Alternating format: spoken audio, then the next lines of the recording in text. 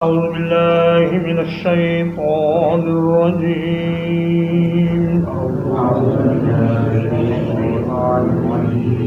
وقل رب أعوذ بك من همزات الشياطين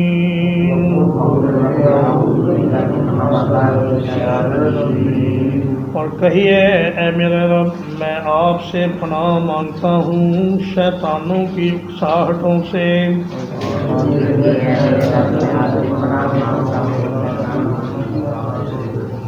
وَأَعُوذُ بِكَ رَبِّ أَن يَحْضُرُونِ اور میں آپ سے پناہ مانگتا ہوں اس بات سے کہ وہ میرے پاس موجود ہوں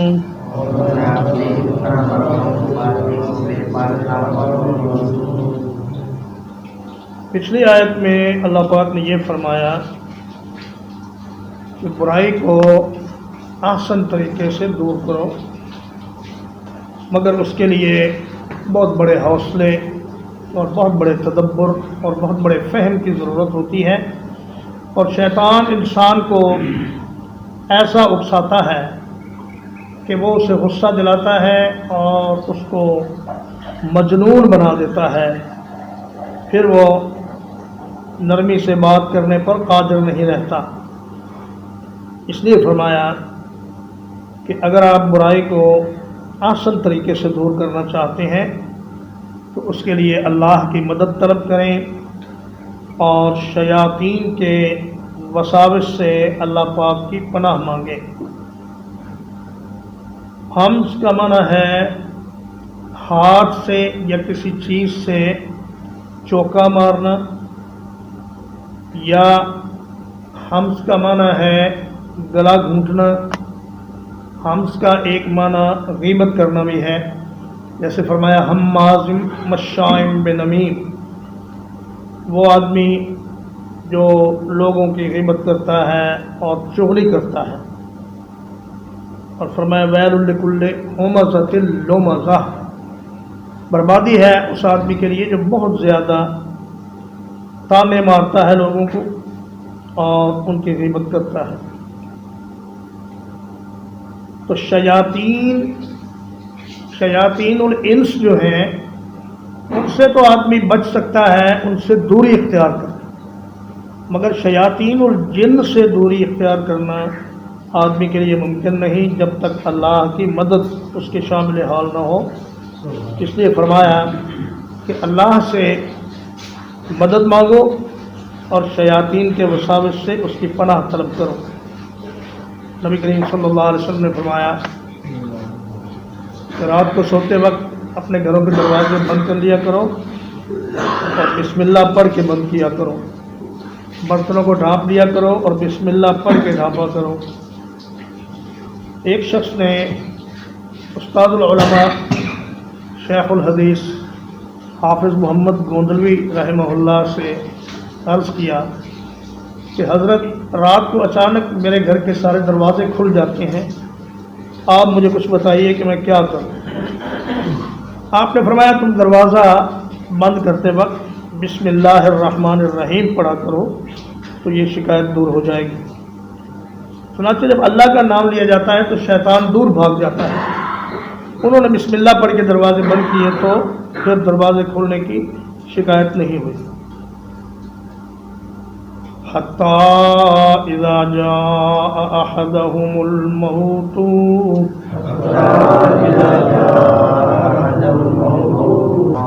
یہاں تک کہ ان میں سے کسی ایک کو جب موت آ جاتی ہے قَالَ رَبِّ ارْجِعُونِ، کہتا ہے اے میرے رب مجھے واپس بھیجو۔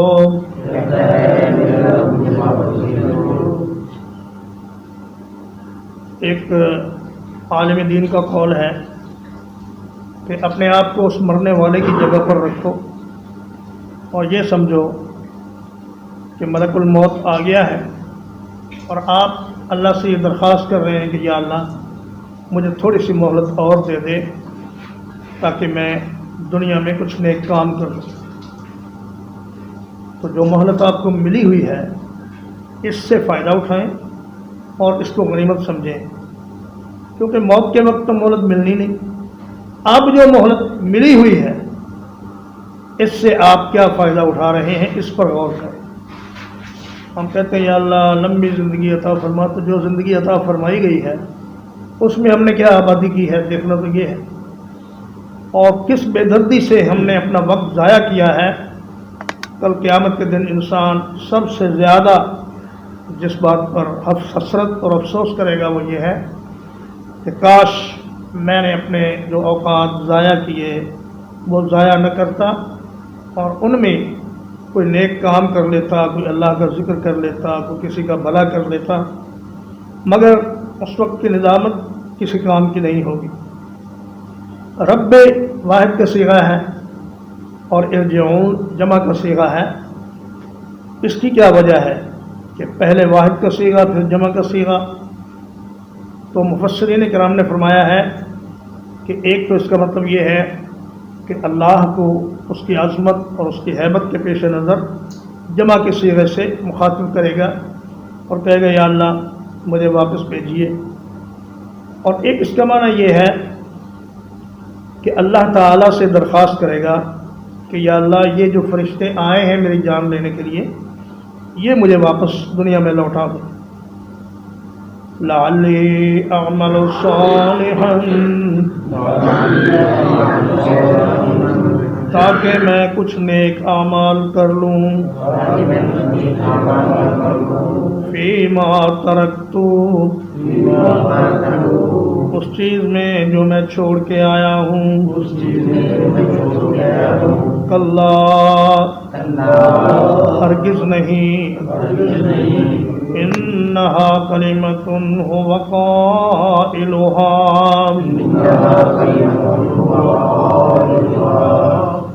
یقیناً یہ ایک بات ہے جسے وہ کہنے والا ہے، وَمِن وَرَائِهِمْ بَرْزَخٌ،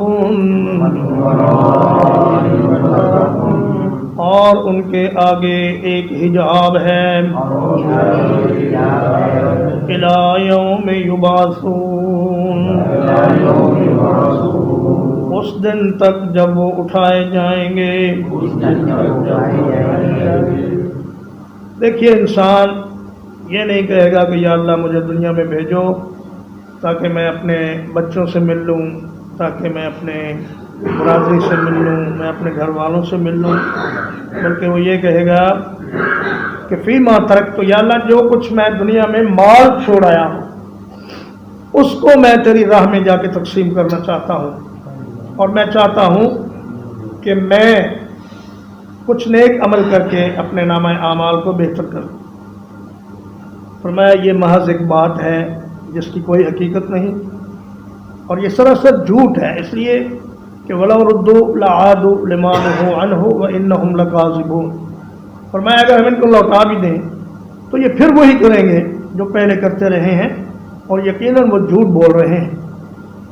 تو انسان کو قیامت کے دن اگر دنیا میں واپس بھیج بھی دیا جائے تو اس کی دو شکلیں ہو سکتی ہیں، یا تو یہ کہ برزخ اور قیامت کے سارے مناظر اس کو یاد رہیں اور پھر وہ دنیا میں آئے، تو اس وقت وہ جو نیک عمل کرے گا تو اس کا کوئی فائدہ نہیں ہوگا، اس لیے کہ وہ پھر ایمان کے بغیر اس پر عمل ہوگا اور وہ ساری چیز دیکھ کر آئے گا۔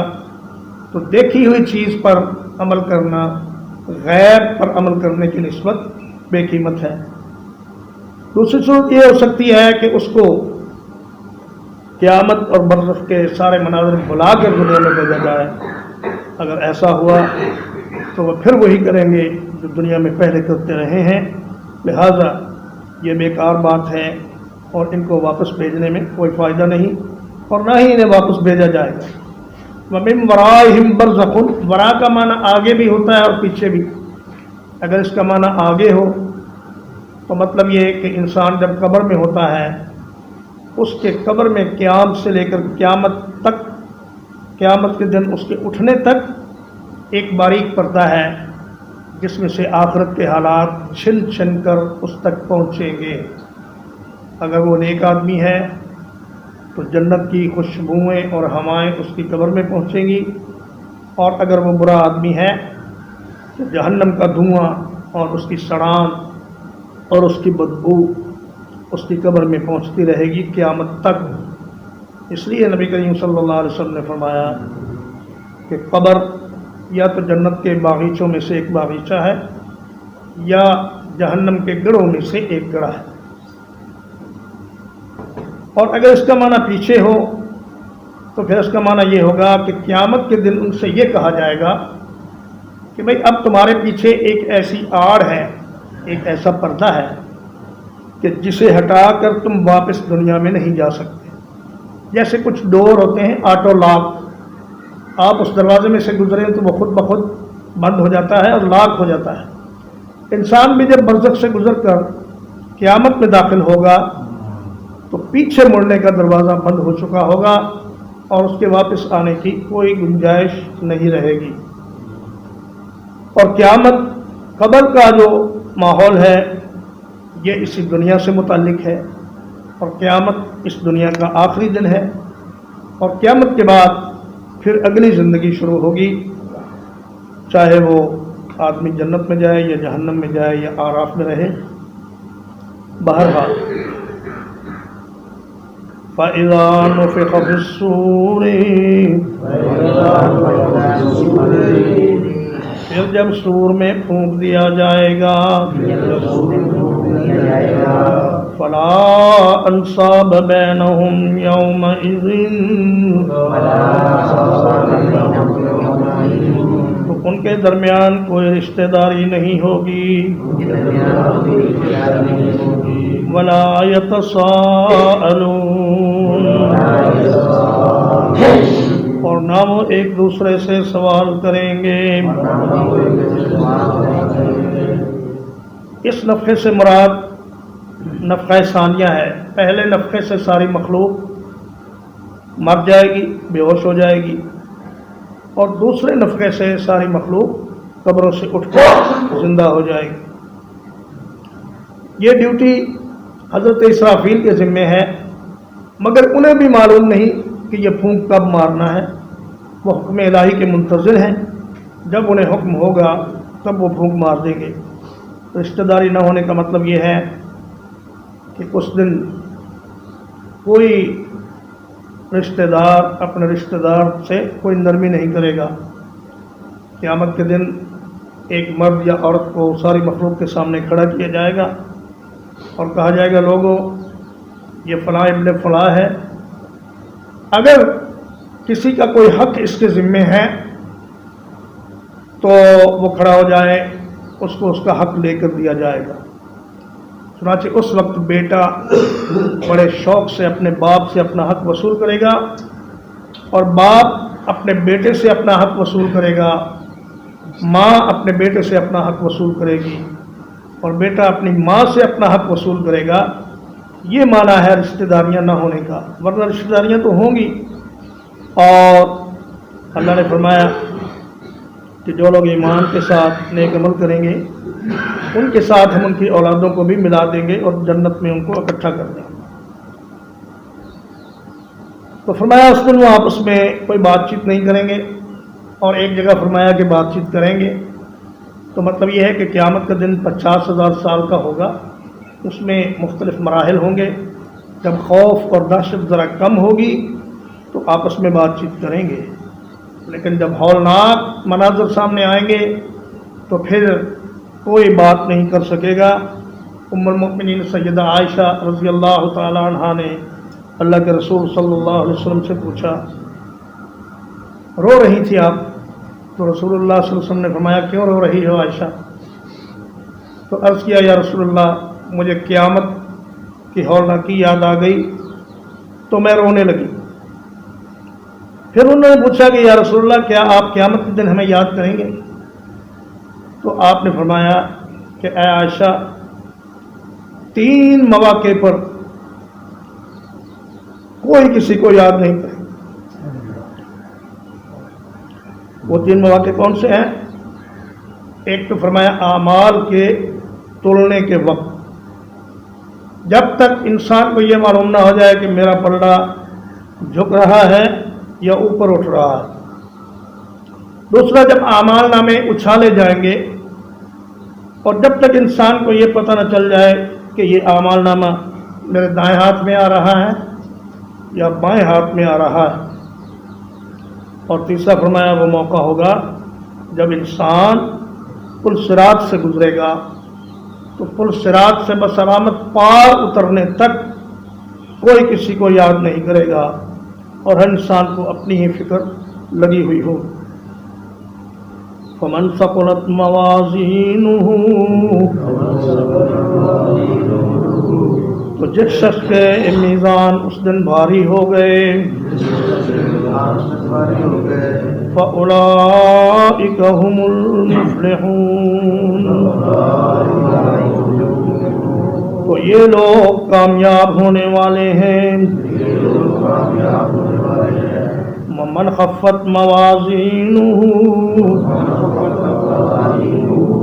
और जिस शख्स के मीज़ान हल्के हो गए, फ़उलाइका अल्लज़ीना ख़सिरू अनफुसहुम, तो ये वो लोग होंगे जिन्होंने अपनी जानों को घाटे में डाल दिया। फी जहन्नम खालिदून, जहन्नम में हमेशा हमेश रहेंगे। मवाज़ीन मीज़ान की जमा है। मालूम होता है कि उस दिन कई मीज़ान होंगे और हर नौइयत के अमल के लिए अलग मीज़ान होगा। और काफिर के तो किसी नेक अमल का कोई वज़न होगा ही नहीं, इसलिए कि फरमाया वक़दिमना इला मा अमिलू मिन अमलिन फजअलनाहु हबाअम मंसूरा। लेकिन ईमान वालों के आमाल का वज़न होगा और उनके गुनाह वाले पलड़े हल्के हो गए, इसलिए कि अव्वल तो वो गुनाह करते नहीं और अगर कर लें तो फ़ौरन अल्लाह से तौबा करके अपना गुनाह बख्शवा लेते हैं और तब तक रोते और गिड़गिड़ाते रहते हैं जब तक अपने आंसुओं से वो अपने गुनाह को धो न लें और अल्लाह से वो गुनाह माफ़ न करवा लें। नबी करीम सल्लल्लाहु अलैहि वसल्लम ने फरमाया अत्ताइबु मिनज़्ज़म्बि कमन ला ज़म्ब लहू, गुनाह से तौबा करने वाला ऐसा है जैसे उसने गुनाह किया ही नहीं। तो ईमान वालों को उस दिन अल्लाह पाक उनकी मदद फरमाएगा और उनकी थोड़ी नेकियों में भी बरकत डालेगा और एक नेकी के बदले में 10 नेकियों का सवाब देगा, बल्कि 70 और 700 तक सवाब देगा। और कुफ़ार के मीज़ान उस दिन हल्के हो जाएंगे और फिर उसके बाद वो हमेशा जहन्नम में रहेंगे। लेकिन मोमिन हमेशा जहन्नम में नहीं रहेंगे। मोमिन इस तरह जाएंगे, अब्दुल्लाह इब्न अब्बास रज़ी अल्लाह तआला अन्हु फरमाते हैं कि जैसे सोने और चांदी को भट्टी में डाला जाता है साफ़ होने के लिए, तो उनको जहन्नम में इसलिए डाला जाएगा ताकि वो गुनाहों की मैल कुचैल से साफ़ हो जाएं और फिर अल्लाह पाक उनको जन्नत में वापस कर देगा। तर्जुमा एक बार, वक़ुल रब्बि अऊज़ु बिका मिन हमज़ातिश शयातीन, और कहिए ए मेरे रब मैं आपकी पनाह चाहता हूँ शैतानों की उकसाहटों से।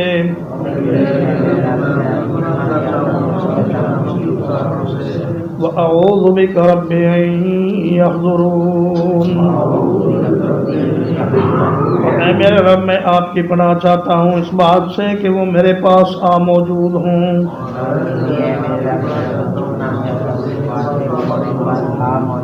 हत्ता इज़ा जाअ अहदहुमुल मौतु,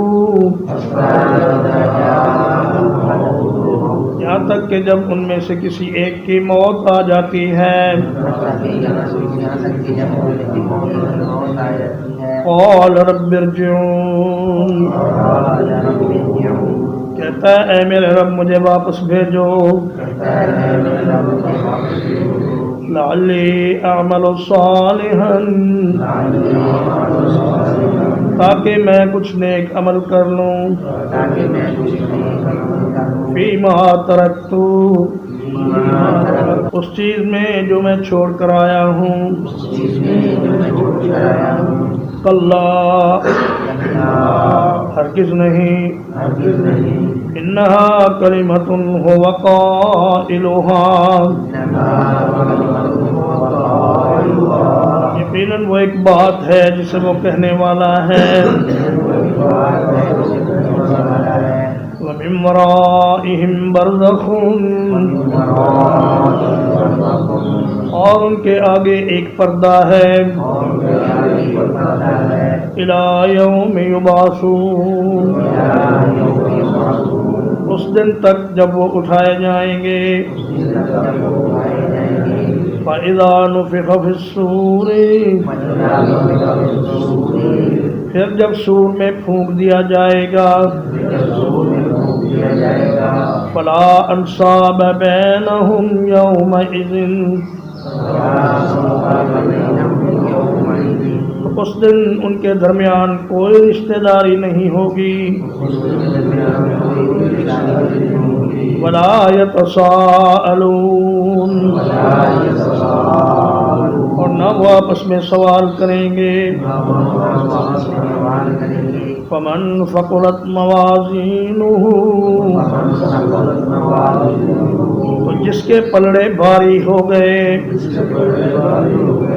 فَأُولَئِكَ هُمُ الْمُفْلِحُونَ تو یہی وہ لوگ ہیں جو کامیاب ہوں گے وَمَنْ خَفَّتْ مَوَازِينُهُ اور جس کے پلڑے ہلکے ہو گئے فَأُولَئِكَ الَّذِينَ خَسِرُوا أَنفُسَهُمْ تو یہی وہ لوگ ہیں جنہوں نے اپنی جانوں کو گھاٹے میں ڈال دیا فی جہنم خالدون جہنم میں ہمیشہ رہیں گے وصلی اللہ علیہ نبینا محمد وآلہ وصحبہ